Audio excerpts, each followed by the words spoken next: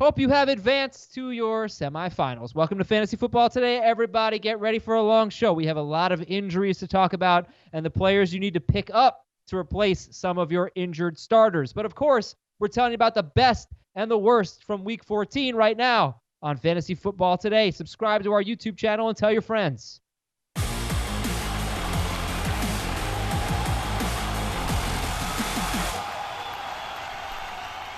Everybody's injured. Everybody is injured. Your best player, injured. Your second best player, probably injured. Questionable for next week. But your opponent's best player, also injured. Welcome to the Week 14 recap. The carnage of Week 14. We're going to talk about it here. Hope everybody had some good fortune today. Hope you won. Hope you advanced. If you didn't win, Dave and Heath, if people didn't win, if they just lost and they're out of it and they're still listening, what troopers they are. They must really love fantasy football, but hopefully everybody won. How are you guys doing today, Dave, Richard, and Heath Cummings? I'm on the brink of losing in my keeper league. It's the league that means the most to me. I won it last year. I'm very sad about it, especially since I'm losing to my bitter rival.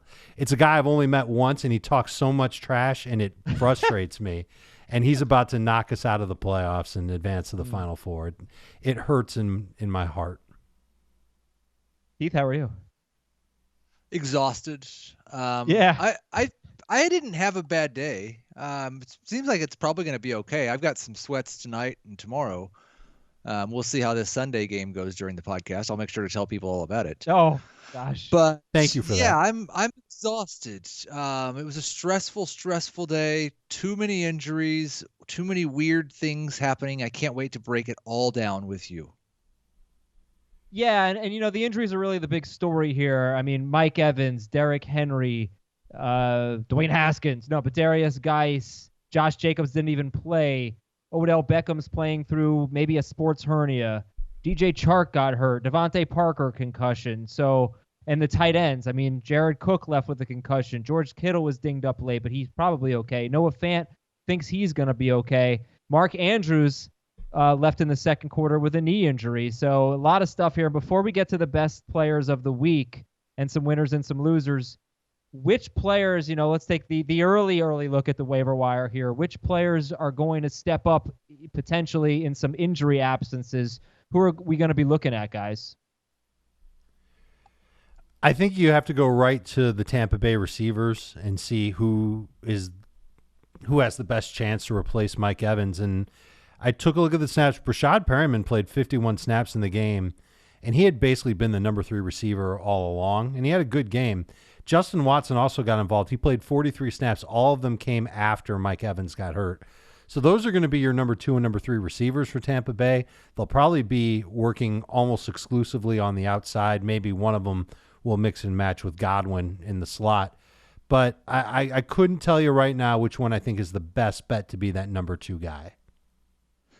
Yeah, I think you're probably looking at Adrian Peterson. I think you're probably looking at DeAndre Washington, or the two guys that, I can't imagine if Josh Jacobs was unable to play in this game with a fractured shoulder and they lost this game and they have nothing left to play for, why he would play again with a fractured shoulder. So Washington could be someone that we're running to the waiver wire for. And then if Geis is out for the remainder of the year, Adrian Peterson's going to be interesting again. Oh, yeah, he should probably have about 18 carries a game going forward like he did before Darius Geis came back, and after Bill Callahan, took over, he was getting feature work, and he was doing pretty well, even against some good run defenses. And one other guy, I actually think with Mike Evans out, I'm actually looking at O.J. Howard, Dave. I think, what do you have, about 70 yards in this game? Cameron Brate scored, I know that, but yeah, I think O.J. Howard might have a little bit of revived value here. He might have a little bit, and he's available in a little less than 2/3 of CBS Sports leagues. Brate's going to be out there in 80% of leagues. It's just about how much you really want to trust him. But the Tampa Bay film bears watching just to see how they moved forward without Evans and what it could mean. Okay. We'll talk about those guys more when we get to that game, because I think they're all worth discussing. Derrick Henry has scored 19 or more non-PPR fantasy points in 5 straight games. He is an absolute monster. And he left with an injury, so we'll see about Dion Lewis. He also talked after the game. I'm sorry to interrupt you, Adam, but he talked after the game, told the coaches he wanted to keep playing. Coaches were the ones who held him out. They were up big. So I don't think they really needed him, and they're coming into a 3-game stretch that's pretty darn important. They're right at the top. Go ahead. Why are you playing that? I'm just transitioning you to our next segment. You can finish your Derrick Henry thought. He's the best. Two of their last 3 games are against Houston, and that'll determine the AFC South to determine who will be the best in the AFC South. Now, we have so many players that were the best today that we're actually going to be looking at the top 5, the best each position to start the show. By the way, make sure you're watching CBS Sports HQ on demand on the HQ app, and watching Fantasy Football Today on demand on CBS Sports HQ. And our Facebook group giveaway winner, the best entry today was John from Pennsylvania, who the playoffs passed, the winners of playoffs passed. Billy Volek, he said, 2004, 2 straight weeks with 4 touchdowns and more than 400 passing yards. That's amazing. That's a good one here. He was the best back in the day, but this week, the best at each position. By the way, one of the things that I thought was amazing about today, I mean, this was a wacky day. We had the longest play from scrimmage all year, and we had 3 touchdown catches of more than 80 yards. But here are 5 quarterbacks that were among the best. We're not counting the Thursday games, and we're eliminating some players that are automatic starts or whatever, talking about the interesting guys. Drew Brees, though, 49 fantasy points. Jameis Winston, 42 fantasy points. Jimmy Garoppolo, 35 fantasy points. Phillip Rivers, not so washed up, Heath, after all. Wow. 30 fantasy points for Rivers.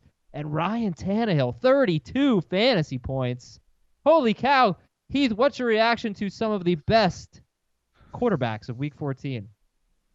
I don't think I've ever been as wrong about a football game as I was the San Francisco-New Orleans one. And Vegas was almost as wrong as I was, so I'm kind of okay with that. But, yeah, that game just started off as a shootout. It was extremely fun. Both teams played on offense as if this was like a survive and advance game to the Super Bowl. 49ers pulled out all the stops, and it was fun to see Brees dealing. Garoppolo stood right there with him. I was very impressed by both quarterbacks. Jacksonville, it kind of looked like just quit, so I don't know what to make out of Phillip Rivers' performance. I hope Jameis is okay. I guess he's got a small crack in his thumb. This was the quintessential Jameis Winston game. I believe the first quarterback ever to throw for 400 yards, 4 touchdowns, 3 interceptions, and rush for a touchdown. I don't think anyone's ever done that, and it should be him. Wow. We should just call this a Jameis from now on. Yeah, it was a wild Jameis Winston award. It really was. I mean, Dave, like, you don't sit Drew Brees at home, okay, no matter what. He only has a home game next week and then 2 road games to finish the season. Garoppolo, though, remember, Dave, I gave that stat about Garoppolo and his passer rating in his last 5 games. He had 1 bad game in terms of passer rating against Seattle, and the other 4 games was like over 110. And yes, I remember. This offense is kind of humming. He just hasn't been throwing much. 20 passes, 21 passes his last 2 games, 35 in this game. He made them count. You know, how much do you trust Jimmy Garoppolo? He's got the Falcons, the Rams, and at Seattle. I don't know if I can say that even he's a top 10 quarterback right now, even with this amazing game against New Orleans, and I thought he acquitted himself well. I think this is the best game of the year. This will go down as the game that we look back on and say, amazing, just like we did last year with Chiefs and Rams. Remember that game? It was supposed to be in Mexico and ended up being a crazy shootout. So much fun. You'll go back and watch this game, and you'll still be entertained by it. And I think that Garoppolo just played well. I don't think that the 49ers they could have tried to run a little bit more, I guess. They just couldn't get it done to a degree that we're used to. And Garoppolo had to throw because Brees got off to a big lead, and he did fine. Against Atlanta and against the Rams, I don't know how much he's going to have to do that. So I'm not going to hitch my wagon to Garoppolo for the next 2 weeks, unless he's my only guy. You know, if he's the only quarterback I have and don't really trust anybody on the waiver wire or anything like that, then sure, I'll roll with him. But I still don't know if I can count on him as a elite fantasy quarterback. Can you believe this from Ryan Tannehill? Last thing, Heath. Houston next week, New Orleans the week after that, both at home. But here are his fantasy points in his last 7 games. 22, 25, 24, 22, 36, 17, and 32. Pretty crazy and very impressive for Ryan Tannehill. Yeah, still one of those games where you look at it and say, what, he threw 22 times or something? It's not sustainable to do that. But You're going to start him at home against Houston, and then you're going to have a decision to make against New Orleans if you make it to the championship game. Look, I think a lot of this has to do with circumstances. And maybe we don't say that for Breeze, but I think we can say that something happens to all these other quarterbacks that forces them to put the ball in the air as much as they do. And they put up good numbers. Now, in the case of Tannehill, I don't know if it's anything that forces him to throw more, but playing the Oakland Raiders is usually a good thing for fantasy quarterbacks. And he had 91 yards on one play when he throws deep in the end zone to A.J. Brown, who catches the ball, and Darryl Worley was covering him. He can't bring him down, and Brown runs the rest of the field for a touchdown. So yeah, he but did he had that, 300 and he made yards some other, the rest of the game. I know, but he had nearly 100 of them on one play, which is just this is not out of 7 Tannehill-like. games. 6 He's out of not 7 going to have a games, game like though. this again, of course. No. He's going to be okay. He's out going of to have 7 some good 22-ish games. That's good. I just think that there's some serious circumstances that impacted a lot of these quarterbacks. Tampa can't run the football to save their lives, so Jameis just has to chuck it, and they were down in this game. Garoppolo was down in his game. He had to chuck it. I assume Tannehill is once again the number 2 quarterback in fantasy since he became the starter. Behind Lamar? Behind Lamar, that's it. Yeah, maybe. All right, Heath, by the way, remember our push-ups bet? It pushed. Yeah, well, what do we do in this situation? You're both doing push-ups. I think we just both do push-ups. We both had to do 15 push-ups. Kirk Cousins versus Patrick Gardner Mahomes. Minshew. They both scored 15. Was it Mahomes? Yeah. It was Mahomes. And yeah. I wish it would. Minshew also scored 15. Right. That's why I thought that was the bet.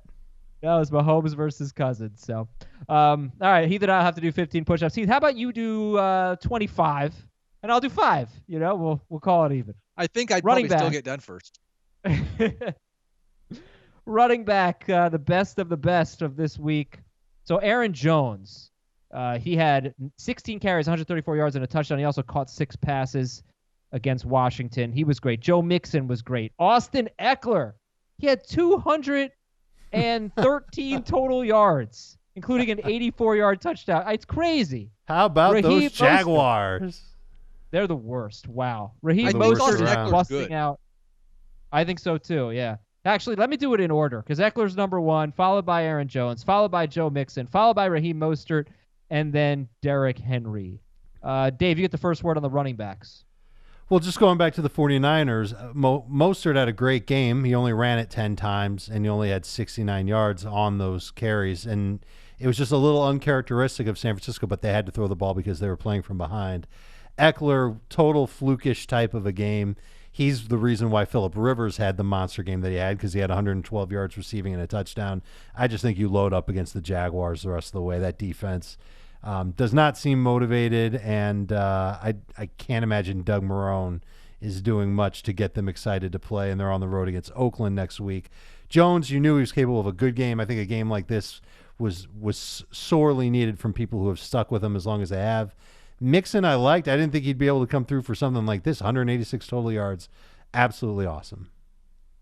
All right, well, you seem like you don't like you're like downgrading these guys like they just benefited from circumstances. Is there anyone you're looking at and you're no respect, Dave? Are you fired up about any of these guys? Like, I'm so glad I have them. They're going to win me championships. I mean, Aaron Eckler, Jones, Joe Mixon, Eckler, Mostert, Henry. People will continue to start Eckler. You're starting Derrick Henry. That's an obvious one. Right. You're going to start Austin Eckler, certainly in PPR leagues. He's got Minnesota next week. It's not going to be easy for him. Aaron Jones, you're going to continue to start. Mixon, you're going to continue to start. Well, talk about Aaron Jones here because he was crap for like 3 of his last 4 games. I know. He had a touchdown called back last week. He could have had a decent game. I don't think it would have been great, but he's a talented running back. He had a great matchup at home. You couldn't have benched him this week unless you just had amazing options otherwise. 96% started, Aaron. And he goes up against a Redskins defense that really fell apart. I think they had a couple of injuries along the way that hurt them too. So getting 192 total yards, that sounds about right. It's pretty awesome. He's really, really good, and I think you can continue to start him. See, there's not a lot that we can say about these guys that's going to be, mind-blowing fantasy analysis in week 14 to 15 of the NFL season. Mixon's pretty interesting, Heath, because he was a tough call. A lot of people had questions about Mixon, and 75% started compared to Aaron Jones, 96% started. You take the start percentages with a grain of salt this time of year, but look, I could have seen a scenario where I sat Joe Mixon, but he had 23 carries, 146 yards, and a touchdown, plus 3 catches for 40 yards at Cleveland. I think Cleveland, again, showed they don't have a very good run defense. Just nobody had really been running on them much. But Mixon now, it's 12 to 15 fantasy points in four of his last 5 games before this monster game. So he had been a pretty safe player, and this time he busts out. Yeah, the Bengals pretty much dominated this game. I mean, they just kicked way too many field goals, but they were going up and down the field with ease. Andy Dalton has helped this entire offense to play better. It's going to be an interesting and difficult decision this week with Mixon because he faces the Patriots, and they don't have a great run defense in terms of yards per carry, but it's the Patriots, and I don't know how many points the Bengals are going to score. So I don't think even after this performance, you're going to view Joe Mixon as a must-start running back. He's going to be right in that range of guys that you can start him and you not feel too bad about it, but you might have 2 better running backs. You might you might next week, but the week after that, it's the Dolphins. He could win your league. Must start. Yeah. So what about Mostert, guys? Did he get enough work? Yes. Are you buying into the trends to make you confident in him? My questions were answered. He played something like 70% of the team snaps, or 65% of the team snaps. 60%. 60% is good 59. enough for me. Yeah. 59. We'll just keep going down. 42. 22% of the team played snaps. 3%. That's all he really needs. And Rita was good. Coleman was. His touchdown was that receiving touchdown was a fluke play. Emmanuel Sanders threw it, but that's okay. I'm glad that he was on the field that much, and he's going to be right in that Mixon range this week. They play the Falcons, who are a weird defense, and I don't know what to make of them. And I think Tevin Coleman has just played his way out. I know he played I think he played close to as many snaps as Breida, but Breida's just far and away a better player. So I don't know what they're going to get out of Tevin Coleman that'll make them want to keep using him when they've got these other guys. Early in the game, they had a 1st and goal situation, and Coleman was in on 1st, 2nd, and 3rd and goal. I don't think he got a carry though.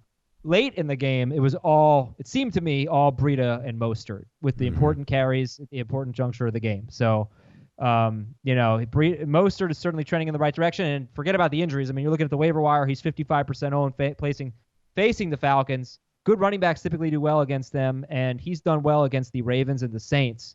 In 2 straight games. Saints were a little beat up on defense, no question. And I know Sheldon Rankins got hurt in this game. I don't know if he came back. But still, Mostert's been great.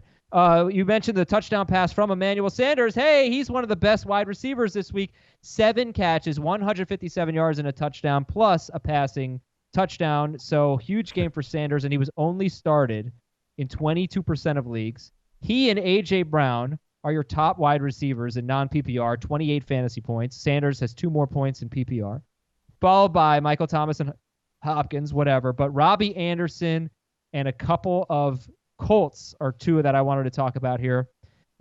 Marcus Johnson and Zach Pascal. But let's start with Emmanuel Sanders and A.J. Brown, Dave. And who do you have more confidence in going forward between these 2 guys who both had more than 150 receiving yards today? I needed to see something from Emmanuel Sanders before I could start him comfortably in a fantasy league. And kudos to the people who did start him. 22%, you said, Adam? Yeah. Started Emmanuel Sanders. Good for them, man. I couldn't have done it. I thought the matchup was too tough. It was scary to me. But look, he came through, and now against Atlanta next week, I don't know how much they're going to have to throw to beat the Falcons, but I think that there's a decent chance that he can get you double digits in PPR and close to it in non-PPR. I'm still waiting for consistency from A.J. Brown, and part of the issue is that he's in the same type of situation as I just talked about with Emmanuel Sanders, where he's on a run-first team. They don't necessarily target him a lot. When he does make a splash play, it's usually a really good one, and it helps his fantasy managers out. But he has yet this year with back-to-back double-digit PPR games. So monster game this week. Next week against Houston, I know it seems like it's a good matchup, and they could roll with him. And I think fantasy managers as a flex, fine, but expecting more than that makes me nervous. Brown's one of those guys that's going to be really, really tough to sit this week just because he has the upside to just about win you your week. He kind of falls into that Will Fuller, Mike Williams range where he's a boom bust flex, but if he booms and he's on your bench, it's just going to be absolutely sickening. That's how I feel because he is on my bench in that league that I talked about to start the show, that keeper league, and I could use those points that he got this week. So, the 49ers to me, they kind of feel like the Seahawks, where I really think Garoppolo, when you just look at his yards per attempt that he's had under Kyle Shanahan, I think if they throw the ball a lot, he's probably going to have a good game. But they just want to run, and they wouldn't mind throwing 25 or fewer passes as they did in each of the 2 previous games. So you do have to wonder about game script, like where Russell Wilson could be such a great quarterback and have a bad game at Atlanta a few weeks ago because they barely threw the ball. And that's the most important thing it's not matchup, it's pass attempts. And that's what the 49ers feel like to me. I mean, it's the same thing with A.J. Brown, though. I think you're looking at 2 guys in Sanders and A.J. Brown, and the difference is that I'm relatively certain that A.J. Brown is the number 1 wide receiver on the Titans. I'm still not certain on a given week that Sanders is going to get more targets than Deebo Samuel. I wouldn't be surprised for the 49ers defense to kind of shut the Falcons offense down just a little bit, and they run more in that game, and there's not enough targets for both Sanders and Samuel. So I'm probably going to lean towards Brown if you're talking about these top 5 wide receivers and who I'm going to like the most in week 15. And Brown will be more likely to be in a competitive game as well. Well, okay, the other guys we're talking about are Robbie Anderson, who now has 3 straight games with 86 or more yards and a touchdown catch in 3 of his last 4 games. Yep. And Marcus Johnson and Zach Pascal. Anderson, 73% owned. Pascal, 60% owned. He had 5 catches, 74 yards, and a touchdown. And Marcus Johnson, unowned, basically, 0%. 3 catches, 105 yards, and a touchdown at Tampa Bay. Tampa Bay, once again, getting torched by multiple wide receivers. So how would you rank those 3? Robbie Anderson at Baltimore next week, and then Pittsburgh. Marcus Johnson at New Orleans and Carolina, and Pascal, same matchups. I would go with Pascal and then Anderson and then Marcus Johnson. He made a really nice play downfield. He did get another deep shot downfield also in that game that he didn't bring down. But again, this mini breakout for him over the last 2 weeks, he's had 7 and 6 targets. He's got 3 and 4 passes. Most weeks, that's not going to be great production. Whereas Pascal's now seen 19 targets in his past 2 games. If the Colts are in a situation where they have to pass, I expect Pascal to be a number 2 wide receiver. They're at New Orleans next week. They're going to have to pass. I think Pascal will be a number 2 wide receiver. Yeah, and I'm nervous about the matchup for Robbie against Baltimore, and it's on a short week as well. But I can tell you that Robbie Anderson's taken over as the main receiver for Sam Darnold to lean on. And when he needs somebody, and it doesn't matter if it's crossing the field or going deep or game-winning drive, something like that, Robbie Anderson's getting those targets. He had 11 of them. The next highest was Crowder with 7. He only turned that into 3 catches. And the next highest after that on the Jets was Demarius with 4 targets. So I think Robbie's going to continue to get a lot of targets. I'm just not sure that he's a safe bet in either of his next 2 matchups. Well, this is it. We talked about it for so long. The Jets had this run of great matchups, and there was some pretty good fantasy production in there. And it's over. Yeah. That run is over with Baltimore, Pittsburgh, and Buffalo in their next 3 games. Yeah. Let's finish up real quick on tight ends, guys, so we can talk about the injuries. DJ Chark's in a walking boot. Well, he was at the time we were recording anyway. But here are your top tight ends. One of them's concussed, Jared Cook, who has been absolutely money lately in the 6 games before catching 2 touchdowns in 1 quarter. He had been averaging 13.7 PPR fantasy points in 6 games in the last 6 games. That would have been good if he had done that all year for the number 3 tight end in fantasy. So Cook's been amazing. Josh Hill we'll have to talk about because he caught a touchdown. And in his previous 2 games without Jared Cook, he had 3 for 43 and a touchdown. And then he had 3 for 39 without a touchdown somehow against Arizona. Noah Fant thinks he's going to play next week, and he had over 100 yards. Little fluky, some crap tackling by the Texans. Hayden Hurst scored, and he might, he and Nick Boyle might get another look because Mark Andrews may not play against the Jets. Ian Thomas, 5 for 57 and a touchdown on 10 targets. Yes, Ian Thomas. And he's got Seattle next week. And then Cameron Brate also finished in the top 5, but maybe we like O.J. Howard better O.J. Howard didn't score, but he had 73 yards. Brady had 30 and a touchdown. So, Heath, quick thoughts on these top tight ends? Yeah, I'm really interested in Ian Thomas. If Greg Olsen is out, he gets a very good matchup against the Seattle defense that I think coming into this week had given up the 4th most fantasy points to tight ends. We've seen Thomas be good without Olsen in the past. You got 10 targets in this game. Everything's great. If Jared Cook comes back, obviously you're starting him. The other one that's interesting, and of course I'm going to go back to him, is Noah Fant. I didn't start him in any leagues this week, but he did see his targets tick up with Brandon Allen. Last week it was more Jeff Hireman for some reason. Only saw 4 in this game, but he's shown us this big playability now twice this season. We don't have very many, like bad tackling or not, we don't have very many tight ends that can do that. So he's shown us that ability twice now. I've got some interest in him, definitely long-term interest in him. All right, that's Noah Fant. He is 50% owned, and Noah Fant next week is at Kansas City, then it's Detroit, and then it's Oakland. By the way, the best of the best, obviously, was Jason Sanders coming off a touchdown performance. This is the Dolphins kicker. Scored a touchdown in Week 13 and kicked 7 field goals in Week 14. Jason Sanders, you're the best. Don't get me started. When we get to that game, I'm going off. I'm going to go berserk. Okay. Well, let's get through the injuries here. You know, there aren't that many horrible ones, really. There's like a lot of nicks and bruises, but it's bad. You know, Jameis Winston with a tiny fracture in his hand. We assume just it's tiny fracture. It's okay. Yeah, whatever. It's no big deal. It's okay. He can throw interceptions with either hand. Yeah. Right. Patrick Mahomes was dealing with a hand injury, and he had another bad game. I mean, Patrick Mahomes a bust. Sorry to say it. First 3 games were amazing. He's a bust since then. Josh Allen hurt his ankle. He played through it. He had a terrible game. Might lose me a league. Dwayne Haskins played through an injury. Whatever. Derrick Henry, we already talked about him. Bo Scarborough left with a rib injury. And I'm not sure we'd have much faith in him against Tampa Bay anyway, but we're not going to like any Lions running back. I can promise you that. Bilal Powell filled in nicely for Le'Veon Bell, but then he left with a foot injury in the 4th quarter. Probably going to get Le'Veon Bell back next week anyway. Josh Jacobs. Maybe his illness is, we're not going to make the playoffs. I don't feel like playing. Yeah, he is sick of playing for Adam Gase. Josh Jacobs sat with the shoulder injury, and DeAndre Washington had a good game, guys. So I think Heath, you mentioned him at the top. He and Adrian Peterson would be players to pick up. All right, and and Darius Guice left with a knee injury. Wide receiver, do we trust Odell Beckham anymore? I was so disappointed in him, maybe more than any other player. I think it's time to bench him. The only problem is he's playing at Arizona. Yeah. Oh. Now listen, he just got done playing Cincinnati. I don't know. Yeah. It's going to be. He's probably going to be ranked as a top 24 receiver. But I think it's really interesting to rank Odell Beckham with Zach Pascal and A.J. Brown and Robbie Anderson, and I think that's the range he deserves to be in. Okay. I'm not sure if I'm starting him over. I'm definitely not going to start him over Pascal. Probably not going to start him over A.J. Brown. Like, we can't say that he has more upside right now than A.J. Brown. No, he doesn't have more upside than Robbie Anderson.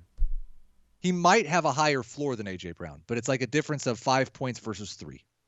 It's true. Oh, it makes me Mike Evans. Mike Evans looks like more of a long-term injury. Probably not going to have him next week. You might not have him again the rest of the year. Yeah. Bruce Arians said after the game it does not look good. DJ Chark's got an ankle, and N'Keal Harry hurt his hip. You might lose a fantasy league because Tom Brady's touchdown pass to N'Keal Harry was called out of bounds, and Bill Belichick had no challenges, but they definitely scored on that play. Calvin Ridley. You would think Bill Belichick would be better at managing that, wouldn't you? But you would think Sean Payton wouldn't fake a punt on 4th and 18. That was the dumbest thing of the day. That's pretty bad. Calvin Ridley, abdominal injury. Devontae Parker, concussion. Albert Wilson left with a head injury, so Alan Hearns maybe is interesting. We'll see. They're at the Giants. Somebody's or Isaiah Ford, who had like 90 yards today. And tight ends, Mark Andrews, Vance McDonald, Jared Cook, all left with injuries. George Kittle banged up, but he fought through it. Noah Fant carted off in the 4th quarter. He says he'll be okay. Foster Moreau hurt his leg, and he stole another touchdown. And Ryan Griffin left in the 1st quarter with an ankle injury. Okay, the winners and losers. Let's go. I think, to be honest, I think we probably talked about all the winners. Heath's winners were Emmanuel Sanders and Joe Mixon. Dave's winners were Robbie Anderson and Raheem Mostert. So let's go to the losers and start with Heath's. LeSean McCoy, I think he had 13 touches, right? I mean, pencil him in with that. And Jamal Williams was your other loser. So, all right, start with LeSean McCoy. Didn't really come through at the Patriots. And this was a perfect situation. Like, the Chiefs got a big lead. They went super conservative. There were plenty of touches available, and they were giving the ball to Spencer Ware. They are extremely concerned about the amount of work that LeSean McCoy gets. And he, in this matchup, I think we just knew that 10-13 wasn't going to be enough. I don't have any confidence. Like, I don't know how many injuries it would take or what type of situation the Chiefs would have to be in where they would give him 15 plus touches. And if that's not available to him, then he's nothing more than a desperation flex on a weekly basis. So all week long, I touted LeSean McCoy and made the case why he was a good number 2 fantasy running back. And then this is why you watch FFT on CBS Sports HQ. Tom Spencer, who is Jim Nance's right-hand man in the booth, comes on with us every Sunday morning, and he speculated that LeSean McCoy and Darwin Thompson were going to split touches. Thompson was going to get a lot of playing time, and he thought that both of them would get at least 10 touches. And when I heard that, I thought, okay, that means that LeSean McCoy is not going to get the type of workload that I would expect a coach to give a veteran in the middle of a big game. McCoy had 12 touches. Darwin only had 8. Didn't really matter. Neither of them were really very good for fantasy purposes. And when I heard that, I knew that I had to move LeSean McCoy down, and that's what I did in my rankings. I thought McCoy was no better than a flex. I put Thompson as a flex. They were both busts. But I agree with Heath. You really aren't ever going to feel good about a Chiefs running back. Adam, Spencer Ware had 5 carries. We need to. I just wanted to tell you that Malcolm Brown just stole a touchdown from Todd Gurley. That's nice of you to share that. Me. That is huge for me. Thank you very much. I actually am elated right now and playing against Todd Gurley, hanging on to a slim lead. Okay. So, yeah, McCoy, I didn't think he was going to get necessarily more than 13 to 14 touches. He got 12. I just thought he'd score. And he didn't, because he scores every time Damian Williams is out until this week. I think he only had a one lesson to be learned chance to there. score. There's a lesson. Yeah. Well, I thought they were going to score more points. I mean, I thought they were going to have a big offensive game, and they really didn't. They scored what? 23 against the Patriots? That's pretty good against the Patriots. Yeah. But did it feel like they had a good offensive game? Because to me, it felt like a really bad game for both teams. They did early on. It looked better early on, and then it was a struggle. It was second half. It was an Andy Reid game. It was an Andy Reid with a big lead game. No, I don't look at it that way. Usually Andy Reid with a big lead game. I think they could have scored more points, is what I'm saying. Right. Yeah. Okay. So the other loser was Jamal Williams, and it felt like they really wanted to get some good vibes going for Aaron Jones. But Jamal Williams had 7 carries and no catches in this game. Yeah, I thought this was one of those games that even if he didn't get the work in the passing game, which we should have assumed that he would because he had for a month, that there would be enough carries available against a bad Washington team with a positive game script that he could still be okay, and that just wasn't the case at all. More than a 2-to-1 split in the running game. Aaron Jones had 6 catches. He had 0. Now, I hesitate to say this is just the way that it's going to be now, but I've been starting Jamal Williams for the past 4 or 5 weeks as a high-end flex or low-end number 2 running back, and with relative confidence. If I have any teams that started Jamal Williams and survived this week, it's going to be a real gut check before that decision is made. I can help you out. I know what the deal is with Jamal Williams. It's score. Davante Adams has played 5 games since returning from the injury. Jamal Williams in those 5 games has 2 games with like a lot of receiving yards, basically. Those were the 2 games that got blown out at the Chargers and at the 49ers. The 3 games that they have won, he had 0 catches against Carolina, 0 catches against Washington, and he had 4 catches at the Giants, 4 catches for 26 yards. But in the other 2 games, 6 for 39 and a touchdown and 7 for 35 receiving. So I just don't really feel good about him unless I think they're going to be trailing.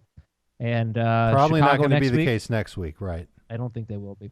No. Okay, Dave, your losers. Oh my gosh, every player that I loved on FanDuel stunk this week. So I'm sorry about the bad advice. But the 2 that I liked the most at their prices were Kyle Rudolph, who was cheaper than Irv Smith on FanDuel for some reason, although they were right about that, it turns out, and Jack Doyle. And these two guys combined for 4 catches for 38 yards. Kyle Rudolph had 11 yards. Doyle had 27 yards. At least he had 6 targets. But Dave, really disappointed. 6 targets. How in the hell do the Colts have 35 points and Jack Doyle has 2 catches for 27 yards? And how does Jacoby Brissett have 251 yards and 2 touchdowns and Doyle is his 3rd leading receiver with 27 yards? Kind of mind-numbing to me and disappointing that he only had that. I would expect a semblance of a bounce-back game in his future when he who's he got next week? New Orleans. Not going to be easy for him, but it's going to be a game where they're going to have to throw. I figured they're going to trail or at least be in a competitive game. A very bad letdown game from Jack Doyle. Yeah. You going to go right back to him, though? I'm not going to rank him nearly as high. Really? Yeah. I know Kittle just had a great game. They're not the same type of tight end. All right. Listen, I got a segment called Are We Done Here? Talk about some players who I think it's fair to just lose faith in them at this point, but maybe not. And then we're going to do this quickly, and then we're going to get right to the game. Didn't we used to call this the drop-o-meter, and we gave you a number, or I would just say drop or don't drop? Yeah, it's a little adds and drops at this point. I mean, Are we done here? Let's just have fun with it. Let's go fast, then get to the games. And let's start with Kyler Murray. 2 straight games with 12 or 13 fantasy points. He has Cleveland and then Seattle in his next 2 games. Are we done here with Kyler Murray? You can be done here with Kyler. I'd put him around a 4. I think Cleveland and Seattle both have defenses that you might need to use Kyler Murray. So 4 on the drop-o-meter. A 4 on the. We're not doing the drop-o-meter. I think he's doing the drop-o-meter. That's exactly what we're doing. Well, the reason why it's not, just real quick, is like you might want to keep a guy just to avoid him being on your opponent's team. You don't want to start him, but you don't have to necessarily give him away. Tom Brady at Cincinnati next week. 12 fantasy points against the Chiefs after 30 last week against the Texans. Are we done here with Tom Brady? Yes. No. Yes. No. He's playing Cincinnati next week. And this team has a hard time running the football. 2 weeks in a row, we've said he's playing Cincinnati this week. It's going to be 3 weeks in a row. Quarterbacks have been bad against Cincinnati. All right. Maybe so. He might throw 12 passes in that game. He ended up having a good game last week. I know a lot of it came in garbage time, and I talked about that. It's one of the reasons why I didn't like Brady this week. Should have had another touchdown this week. I think he can have a pretty decent game. I'm not going to say he's a must-start quarterback. I would keep him ahead of Kyler Murray. I mean, once again, he threw 36 passes, and the thing is, even against Cincinnati, the Patriots are one of the worst running teams in football, and Brady entered this game with the most pass attempts in the NFL. I'm guessing he's still there. So, I mean, again, that's somebody I don't want to drop to let my opponent play against me, at Cincinnati, but I'm not sure I'm going to trust him to start. Baker Mayfield, 10 points against Cincinnati, but he only threw 24 passes. Nick Chubb and Kareem Hunt took care of it, and he just didn't play well, though. But he's at Arizona next week. Are we done here with Baker Mayfield? Baker Mayfield came into this game averaging the same number of fantasy points per game as Marcus Mariota. Baker Mayfield's average went down in this game. He is now averaging fewer fantasy points per game than Marcus Mariota. Yeah, it's true. I don't think we need to talk about him anymore. I think I'm starting him next week against Arizona. Well, when you say you're starting him, you've really got to line him up against whoever else is out there. Ready? Remember, most leagues, there's only going to be 4 teams left. Go ahead. Here it is. It's me and Heath have to make this decision. It's our super flex league. It's Andy Dalton. No, okay, sorry. It's Tom Brady, Jimmy Garoppolo, Kyler Murray, and Andy Dalton. We got to pick 2 of them. Baker. Did I say Baker? Damn it, I said Kyler. I meant Baker. Tom Brady, Baker Mayfield, Jimmy Garoppolo, and Andy Dalton, who are not going to start. I'm not going with him. Definitely, I'm not going to discuss this with you.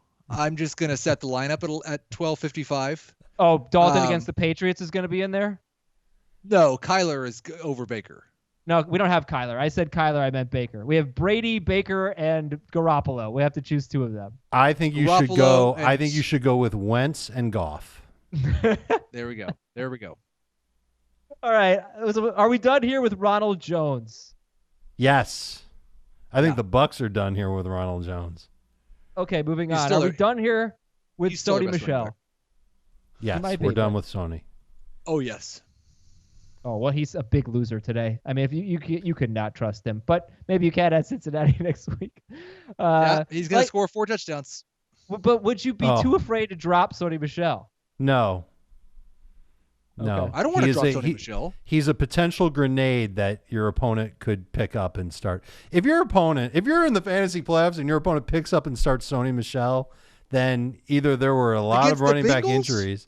Even against the Bengals, you don't know how good he's going to be or how much time he's going to get. I would rather, I trust Sony Michel to be a startable running back over Tom Brady to be a startable quarterback against the Bengals. No, I don't. I do. I don't trust that. I don't trust that he'd be the best running back. Burkhead got more work today. Yep. Golden, of course, scored a touchdown. There's too many of them. James White got red zone work, green zone, magenta zone, any zone. He got work, near the 5. James White. He got a carry at the 5-yard line, I think. So I don't know. Like, Michel had a terrible game against one of the worst run defenses in football and wasn't used in those big situations. So I can't trust him, but at the same time, I don't know that I want to play against him next week. This is the best. I would love to. Fair send me an Evite to play against Sony Michel next week. Are we done here with Alvin Kamara in a non-PPR league? Move on. Stop it. This is ridiculous. Are we done here with Jameson Crowder? 3 for 30 on 7 targets. Yeah, because of the schedule. I don't know how you can feel good about starting him and trusting him. I agree with that completely. I'd feel less comfortable. I think, Dave, you made the proclamation earlier that you can tell us now that Robbie Anderson has taken over for Jameson Crowder as the top target in this offense. And he has been lately, and I hope he is moving forward. But I have 0 confidence that Robbie Anderson is getting more targets, receptions, yards, or touchdowns than Jameson Crowder next week. And by the way, Jameson Crowder was open for a touchdown, and Sam Darnold just didn't throw the ball. He really dropped the ball there. Are we done here with John Brown, who's at Pittsburgh next week? And he's at New England the week after that. Oh, you'll never be done with John Brown, the greatest receiver ever, who hasn't even had 40 receiving yards in 3 straight games. I'm not done with him. He couldn't come up with some sort of magic touchdown this week. Despite 8 targets, the 8 targets are nice. He's going to be a low-end flex for me. Are we done here with Cortland Sutton, who had 5 catches for 34 yards after getting only? Yeah, I figured as much. That's another one. He's a boom bust flex, but you're not dropping these guys. Denver somehow scores 38 points. That's how much they score in 6 games, and they did it against Houston. And Cortland Sutton only has 34 yards. It's crazy. All right, we got a lot of games to get to here, a lot of players to talk about. And Heath, are you ready to rock and roll here? Ready for what? Ready for that. Kansas City 23. Did we get to the George Ethan home part? You just leave me hanging. What do you mean? Okay. Kansas City 23, New England 16, believe it or not. Believe it or not, Julian Edelman is the only Patriot you can start against the Bengals. Didn't you have a similar, believe it or not, for the Patriots last week? Yeah, he did. 2 weeks ago. You just rinse, wash, and repeat with these for the Patriots. This isn't easy, Dave. I got to come up with a new one every week, and I can't decide what they're going to be until after I see what Adam spends 45 minutes talking about. Believe it or not, or let me answer your question first. I think you can believe it. Yeah, I'm still optimistic about Brady, but it's pretty hard. These receivers cannot make any plays for him. Here's the deal. If you've got Brady and you can't trust him compared to somebody like Wentz or Cousins or Rodgers. You're going to take Rodgers over him next week. I know Rodgers didn't have a good game this week. You're going to probably end up cutting Brady for somebody to just stash for the remaining playoff games in your fantasy league.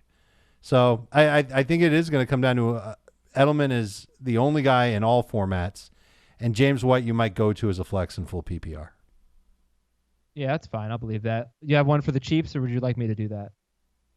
I do 1 per game, Adam. It's my contract. Okay. Believe it or not, Patrick Mahomes is not an automatic top 5 quarterback going forward. I didn't rank him top 5 this week, so all right, fine. Top 10. Top 10. He is a top 10 quarterback. I think so too. Only 2 games in his last 7 with more than 21 fantasy points. He's playing hurt. That's the little hand thing. Okay, fine. The Chiefs are easy. And, look, Tyreek Hill didn't have a great game. 6 for 62 on 8 targets. It's 2 bad games in a row by his standards, but he's fine. It's a tough matchup. Okay, Minnesota 20 and Detroit 7. Believe it or not, Kenny Golladay is a must-start wide receiver no matter who the quarterback is. Yes, believe it against Tampa Bay for sure, but not against Denver in Week 16. Yeah, I'm going to take this on a week-to-week basis. I'd like to see how he does against Tampa Bay, and I would expect a huge game. Oh, yeah, he's going to be the number 1 wide receiver next week. I don't think that's true. Probably not. But okay, I think he's got top 12 potential. He could claw his way to 12th. Believe it or not, Kirk Cousins and his 15 fantasy points against the Lions is not to be trusted. You saw that look I gave? Yes. Kirk Cousins is not to be trusted in your fantasy playoffs. Believe it or not. At the Chargers next week. Their defense bounced back. I would take him ahead of Brady. So that would put him closer to top 12. So you don't really believe it? Correct. Believe it or not, you can start Alexander Madison as a flex. He had 14 carries in this game. I don't believe it. Who do they play again? The Chargers, who have a really good run defense lately since Melvin Ingram came back. Yeah, I do not believe it. Yeah, he had 14 carries, Madison. 6 of his 14 carries came in the third and the fourth quarter after they had a 20-0 lead. So up until that point, Dalvin Cook had 16 carries and Madison had 8. All right, next game is Tennessee 42 and Oakland 21. Yes! What do you got? Yes. Robert Woods touchdown. He did it. Mike Williams and Robert Woods scored today. How about Who's that? left with 0 touchdowns that we can gripe about? Yes. Todd Gurley had another carry and got stood up at the 2, Adam. So we are living on the edge right now. Believe it or not, life is awesome and everything is wonderful. Believe it or not, Ryan Tannehill has turned this Titans offense into a legitimately good offense. Believe it. Yeah, they're legit. Believe it. I wonder if Derrick Henry misses the game, how much faith we would have in Dion Lewis, who wasn't very good when he got a lot of work last year. But I think the nice thing is if that happens, we would probably see a few more pass attempts for Ryan Tannehill. They'd probably dump some balls off to Dion Lewis in the flat to make up for their lack of ability to run quite as successfully. So I don't know how much it would necessarily hurt Tannehill next week. I think Ryan Tannehill is probably going to be like a top 8 quarterback for me this week. I kind of liked maybe. Oh, all right. Maybe. I kind of liked Derek Carr. This as like you can stream him because I thought, look, he can't play in cold weather. So he was back home in warmer weather and he scored 23 fantasy points. He threw for 263 yards and 2 touchdowns, and he's got the Jaguars coming next week.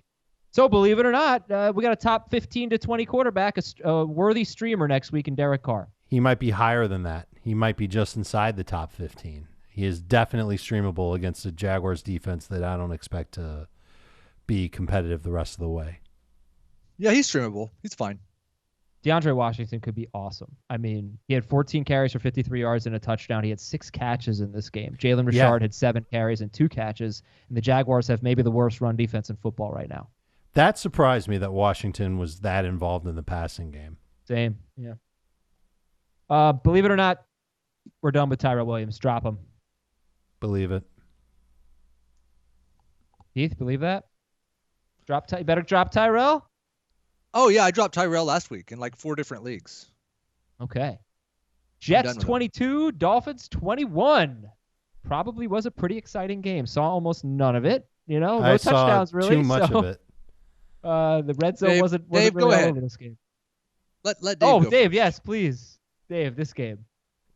Believe believe it or not, Ryan Fitzpatrick might not be a very good quarterback. Wait, is that? I thought you were going to rant and rave about this game. Well, this Dolphins offense got inside the Jets' red zone on 6 of 10 drives in the game. They kicked field goals on 2 other drives. They punted once, and one drive was like a one-play interception where Fitzpatrick did not look like he was like tuned into the game. He was off just a little bit, and he still had a chance to come through not necessarily come through, but put his team in a position to win with a truckload of field goals. It is annoying to me how close they got to the end zone. I loved Fitzpatrick this week because I thought he'd be able to move the ball. He did, and the Jets just bent a lot, and then when they got in the red zone, the Dolphins just wilted. It was very frustrating for me. You're forgetting the big thing is Devontae Parker got hurt. I mean, I could have used Devontae Parker, but even without it, they were moving the ball. They were moving the ball with Isaiah Ford and Allen Hurns. Patrick Laird was getting crazy carries, 15 carries for Patrick Laird for 48 yards. Eat your heart out, Kalen Ballage. That's actually pretty good against the Jets, but I thought Fitzpatrick was going to have a great game because the Jets were missing 3 defensive backs, including Jamal Adams. And they can't pressure the quarterback. And they stopped the run. So, this is a great setup. But if I had known Devontae Parker was going to get hurt early in the game, I would have completely backed off. Unfortunately, it happened. Yeah, and Gesicki only had 1 catch. I know he went to him a couple times in the end zone. The ball was just not on target. Fitzpatrick was off target. It was very frustrating. And I started him in one of my leagues. I started him over Baker. That was the good news. But the bad news is I'm still going to lose in my playoff league. No, sorry, man. Okay, let's do a believe it or not. He should have come through. Oh, I had a real one about the Jets. I just knew Dave wanted to rant about the Dolphins for a while. Believe it or not, Le'Veon Bell is the only Jet that actually needs to be rostered. And I don't know if I'd feel good starting him against the Ravens and the whoever they play, the Steelers, right? The Ravens, Steelers, and Bills in their next 3 games. Yeah, I mean, I feel like Robbie Anderson's kind of earned it, but I don't know that I'm going to feel. I'm going to disagree. I'm going to say I don't believe it. I think Robbie Anderson. Okay. What do you think? I think Robbie is startable. I think he's flexible, but he probably is. Most NFL players are. Yeah. You know what I mean. You can put him in your flex, PPR or non-PPR. Oh, that's what But I'd still rather have A.J. Brown and probably a bunch of other receivers. Heath, are you believing that Le'Veon Bell is the only one that needs to be rostered? I think he probably is, yeah. All right, Denver 38 and Houston 24. Saw this coming. Yeah. Just this is pretty much like it's hard to find one for this game because it's went exactly the way that we all expected it to. Believe it or not, you should trust Phillip Lindsey as a number 2 running back this week and next week. And if you play week 17, the week after that too, because he plays the Chiefs, the Lions, and the Raiders the next 3 weeks. The Chiefs are his toughest matchup. Oh, Dave, what do you think? Believe you it. know what? I believe I will, and I didn't believe him coming into the week. I didn't like him coming into the week, and he got you double-digit fantasy points, and it's good for him. He should have had 2 touchdowns in the game. He had 1 called back. If Drew Lock continues to play like he's playing, you can't stack up against the run against Denver, and I think Lindsey will have some good opportunities. I think every week. I do think it's. Oh, I'm sorry, Heath. Go ahead. No, I was just going to say that I thought it was very funny that Phillip Lindsey caught exactly 2 passes because we had a discussion about his reception over-under total, and we couldn't believe it was only 2. And he caught 2. So and they it was were disappointing. Both early in the game. And Royce Freeman scored a receiving touchdown. Yeah. Phillip Lindsey every week is one of the most difficult players for me, I think, when people ask us questions, Phillip Lindsey or this guy or that guy, and I often go against Phillip Lindsey. He has a fairly safe floor of about 60 total yards, 60 to 70 total yards. But if he didn't score in this game, you're looking at another disappointing game. 16 carries for 51 yards and only 2 catches. So, in his last 3 games going into this one, 13 to 17 carries, 57 to 67 rushing yards, and 11 or fewer receiving yards in each game. So maybe it's more like 60 to 70 total yards, and he hadn't scored. So I think I'm just surprised at the amount of points they were able to score, but considering he's a 60 to 70 total yard guy who doesn't catch a lot of passes on a terrible offense, that's why I don't really like Phillip Lindsey that much. Number 2 running back. Okay, believe it or not, for the Texans, Carlos Hyde is not. It dropped Carlos Hyde. Believe it or not. PPR, you could drop him if you wanted to, if you don't need the running back depth. Harder I in don't want to non-PPR. start him, I don't think. Yeah, he's look, he wasn't that bad, right? 14 carries, 73 yards, but he's also not that good. Titans, Bucks, Titans to end the year. Titans run defense is okay. Bucks is obviously really good. And I was looking forward to a big game from Will Fuller, but he did not play. Tampa Bay 38 and Indianapolis 35. Believe it or not, if you survived Jack Doyle's disappointment, you should start him again in Week 15. Oh, I believe it. At New Orleans? Yeah, I don't care. I don't think New Orleans is very good against tight ends. They might not be very good in general defensively. They were pretty bad today, all things considered. He'll make the cut. I'll say he makes the cut as a top 12 tight end, but I'm not nearly as excited as I was. Heath, what do you think? He'll be a top 12 guy. There's a good chance that you'll have someone else on the waiver wire or your roster that you can start over him. So no. So the one big takeaway that I had here from this game is that this is another game where Jacoby Brissett had a good fantasy game when Marlon Mack rushed for less than 50 yards, or maybe it was 50 or less. This is now 4 games where Marlon Mack has really struggled to run the ball, and in all 4 of those games, off the top of my head, I think it was 21 or more, maybe 22 or more fantasy points for Brissett and 6-point per passing touchdown leagues. This was better. This was 26. So, you look at the matchups. Are they going to be able to run the ball against the Saints? That's their next matchup. He might actually be good. If they can't run the ball and Brissett has to throw, he might be good. Now we got to see if Sheldon Rankins is playing. We got to see if those 2 linebackers are playing. But it's something to keep in mind. Not a high upside guy, so it's hard to really recommend him. But that was a big takeaway for me. And for the Tampa Bay Buccaneers, believe it or not, you really shouldn't pick up another Buccaneers wide receiver, even with Mike Evans out. Believe it. I don't know how you can trust one over the other. Like, I can come back on Tuesday and make a recommendation. Let's say it's Brashad Perriman, and maybe he just gets it. The past couple of weeks he's been good. What kind of a situation are you going to be in where you're going to consider him as a flex? You know what I'm saying? Like, there's potential for him to have a game, 5 catches for 80 yards, something like that, or to find the end zone. Maybe Justin Watson is that guy. I just don't think that they'll ever be trustworthy enough for fantasy purposes unless you're starting 4 or 5 receivers. All right, next game is the best game of the day, best game of the season probably. San Francisco 48 and New Orleans 46. But San Francisco's been in some really good games. And I think one thing I probably should have factored in more is, like, you had to wonder if they have played like twice against Arizona, who runs a bunch of plays, an overtime game against Seattle. They throttled Green Bay. Then they went to Baltimore and played that game. And it's like, they must be spent at this point. So the defense really did not hold up in this game. But what do we got, Heath? Believe it or not, for the 49ers and the Saints. Let's have some fun. Believe it or not, Michael Thomas is the best wide receiver in the NFL and is going to break Marvin Harrison's record. Yes and no. I mean, no and yes. I don't think he's the best wide receiver in the NFL, but I do think he's going to break the record. I think he's the best receiver in the NFL. How close is he to the record, Heath? I'm looking it up right now. I believe before this game, I believe he needed to average 9 catches per game the rest of the way. So he's going to get it. I mean, he only had like 6 or 7 in his last game, right? Yeah. He could have a down game, but he's up to 121 now with 3 games to play. Is he up to 121 now, or do you have 100? 121 right now. Mm-hmm. And the record is 1. I'll look. You got to be a downfield guy for me to consider you the best wide receiver in football.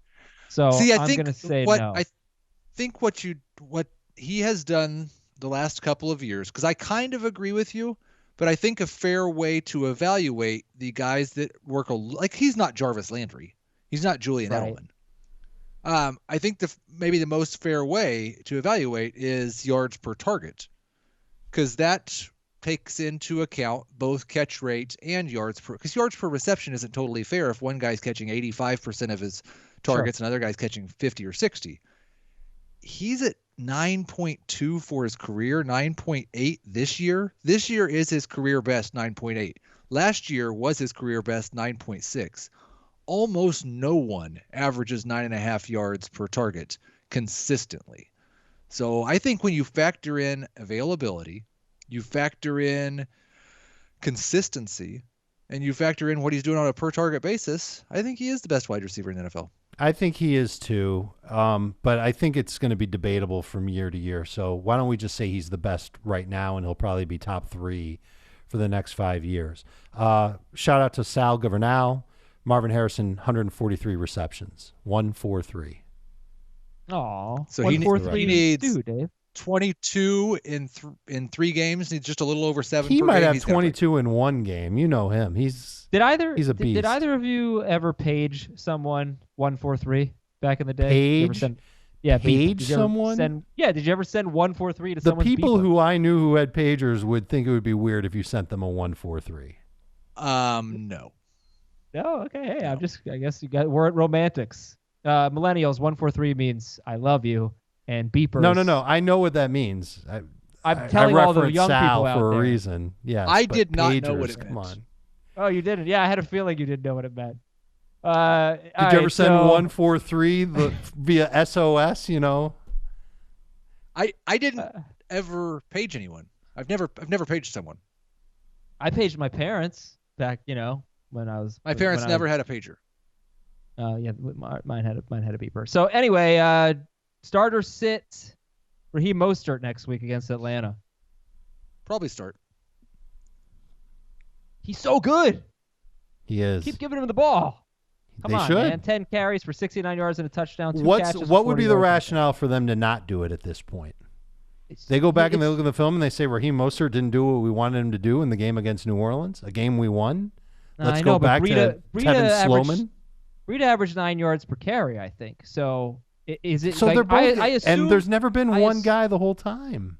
Right. I assume Mostert's going to lead the team in carries. Is he going to have 13, which I think would be enough to start him? Yeah, 13. Exactly. Adam, have you ever sent 143 via pigeon? No, I did not. All right. Do you want to say anything about Alvin Kamara? Look, it's frustrating. He's not giving you what you wanted. I don't think it takes as much guts to sit him now as it did earlier, though the matchup next week isn't necessarily going to be difficult for him against Indianapolis. Feels like it could be a get-right spot for him. Probably not a top 12 running back next week. Oh, man. Well, I think in PPR, he had Get to the next game. This is going to be so much fun. Get to the next game. Green Bay 20, Washington 15. Believe it or not, Aaron Rodgers is droppable. Nope. Oh, baby. Chicago and at Minnesota. Actually, maybe. I feel like Chicago is the type of game that he'll get wired for and have 3 touchdowns. Has he had one good game this season against a good defense? Nope. I was just about to say that. Against a good fantasy matchup, he has not. As far as I can remember, he has not. I think his best game was probably like Minnesota or Chicago way back in weeks 1 and 2. Oh, no. Okay. Well, no, he was terrible against Chicago in week 1. He had 2 Minnesota. touchdowns against Minnesota, but not a lot of yards. Right. He had 2 touchdowns against Philly. He had 2 touchdowns and 400 yards. Did you guys see the pass he made to Jimmy Graham, deep ball that he overthrew a little bit? It looked like Jimmy Graham was running in slow motion. But I couldn't believe that Aaron Rodgers didn't make that play. Jimmy Graham run the last 5 years? Yeah, he's slow. But that's the kind of ball that you expect Aaron Rodgers to make. You go, whoa, nobody makes that play like Aaron Rodgers. And he missed them. And he missed Davante Adams. I think he threw low to somebody like near the end zone. I think seriously, at Chicago, 203 yards, 1 touchdown. Against Minnesota at home, 209 yards, 2 touchdowns. Against Denver at home, 235 yards, 1 touchdown. Against the 49ers, 104 yards. He's played 4 or 5 good defenses. He has been terrible in almost every game. So yeah, it's true. But would you start Derek Carr? We talked about Carr as a streamer earlier in the show. Carr or Aaron Rodgers? Who are you going to rank higher? For sure, Tannehill over Rodgers. For sure. Okay. What about Carr? I don't know about that. I'm not as optimistic as you are currently about Carr. I worry with the Raiders, and I don't know how I'm going to feel about Jacksonville's offense going into Oakland. This seems like it should be an ugly, gross shootout, but if Gardner Minshew's bad and Jacksonville doesn't score points, I don't know that Derek Carr is going to be any good at all. All right, guys. So how about we move on? We got like 5 games left in about 5 minutes. So Cleveland 27, Cincinnati 19. Believe it or not, you can continue to start both Nick Chubb and Kareem Hunt. Believe it. I believe that as well. They are I don't. Oh wait, sorry. They've got Arizona this week. They have Arizona. Yes, I thought they had New England. That's the Bengals. You're looking. Yeah. Yes, you absolutely can start them against New England. And believe it or not, you are sitting Tyler Boyd next week against the Patriots. You can believe that. Yeah, I'll believe that. And believe it or not, you are starting David Njoku next week at Arizona. 1 catch on 3 targets this week. I do not. With a turnover. That wasn't enough for me. I talked about it with Vance McDonald today, and I didn't start him. There have been tight ends that are bad enough that they were not good against Arizona. Vance McDonald was one. Tyler Eifert was one. And David Njoku certainly looks like one. Njoku or Jack Doyle next week? Jack Doyle. Njoku or Kyle Rudolph? Kyle Rudolph. Njoku or Jimmy Graham? Caden Smith. Njoku. Baltimore 24, Buffalo 17. Believe it or not, Lamar Jackson and Mark Ingram are the only Ravens worth using the rest of the way. Oh, Mark Andrews. I think Andrews has a chance to play on Thursday. It's a short week. I know. That's the only reason why we're probably not going to rank him to start the week. He's going to have to practice, or at least they'll say that he would be able to practice. I think I'd go with Andrews over Njoku. So I don't believe it. By the way, the Jets give up the 4th fewest fantasy points to tight ends. Because they give up a bunch of fantasy points to everyone else, except when Mike they play Ryan was Fitzpatrick. Terrible today. He was. Yes, he was. I don't know how many catchable passes he actually had. Okay, believe it or not, Devin Singletary is a must-start player. He was 66% started. Yeah, but you know what was frustrating? Who got in at the goal line? And Stupid Frank Gore. Who went backwards? Got knocked backwards for 2 yards. Bold prediction: Devin Singletary scores a inside the 5-yard line touchdown. That's it. That's it for Frank Gore. It was a big mistake. It was very dumb. That's it. He blew his opportunity. Devin Singletary is going to start. This is going to be carries. What breaks the camel's back. Yeah, because it doesn't make any sense. He was their best player all day offensively. And they bring in Frank Gore in that situation, and they go backwards? Absolutely not. It doesn't make any sense. And they've been doing it a lot over the course of the year where they trust Frank Gore inside the 3. Yeah, well, they shouldn't. Because he never gets in. Atlanta 40, Carolina 20. Believe it or not, start Ian Thomas over David Njoku. Oh, believe that. For sure. Seattle's a great matchup. No, Ian Thomas was really good last year. He's a good player. Yeah. Mm-hmm. Yeah. He's a good available player. In a dynasty league, you go get him for sure. He's on mine. Believe it or not, you can drop Curtis Samuel. He's 85% owned. Are you going to feel good starting him next week? I don't want he is the type of guy that I would fear if I was facing an opponent that had a bad problem at flex, because Curtis Samuel has got a little bit of A.J. Brown in him. And could put up a 5-catch, 115 yard. No, he doesn't. No. Curtis Samuel only scores touchdowns. He has 2 games this year with more than 62 yards. They were both against the Bucs. His yards are awful. The only thing he does is score touchdowns. And he scores red zone touchdowns. A.J. Brown only has 4 games with more than 62 yards. But they've all come in the last 8 weeks or whatever. But it's Samuel. If he's not facing the Bucs, his yards are low. And next week it's Seattle. Recency bias will tell us that A.J. Brown is the one that you start ahead. I also think because just Curtis Samuel can't get on the same page on the deep ball with Kyle Allen. So if you start him, you're hoping he catches a red zone touchdown. I think there are too many mouths to feed now with Ian Thomas and DJ Moore doing their thing.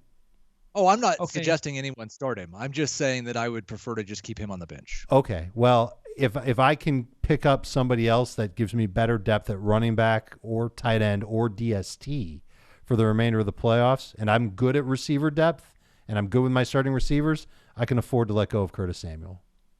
How do you guys feel about Austin Hooper? He had a bad return, 2 catches for 32 yards against the Panthers. I didn't really get a chance to watch him. I don't know how I was going to say it was a shake the rust off game, go right back to him. Then I saw that he's at San Francisco next week. Not good against tight ends. Not necessarily bad, but they were awful against tight ends. You're right. Jared Cook had 2 and Hill had 1. Yeah, they haven't faced really any good ones, but from what I remember, the good tight ends they've faced have done fine against the Niners. Their strength.